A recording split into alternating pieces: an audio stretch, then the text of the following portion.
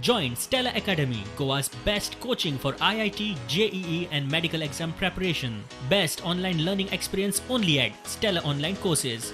Call us now. Forget this government. We don't trust any government as common people.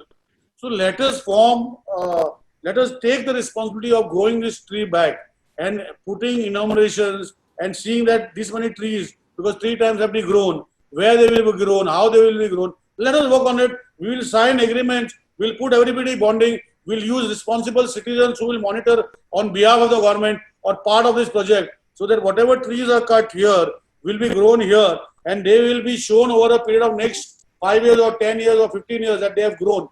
And if suppose when they are grown, they die, then again you require putting new saplings and seeing that it is grown.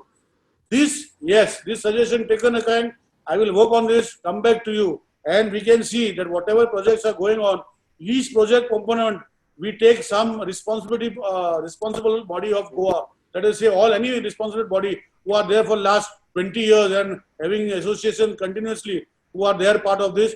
We will see that they see that these trees which are cut and where they are shown to be grown are grown in the right direction. This one thing I can one thing I can tell Kostabi that we will work on this direction. I will see that the environment department on my website, I put the entire report online for you all to read. Now, Indian Institute of Science, Bangalore is a premier institute which you cannot done. They have done the Mollem, the for railway project, the EIA for the railway project. Then for the linear project, as it is done as per the environment rules, it is a BIA and BMP. It is not a EIA of the Tamnar project. I will also put this for you all to examine on our site. And the third one is done by for the highway. It has been done by our RWA associates. So that also I will try to put on my environment official website of Government of Goa for you all to go through them.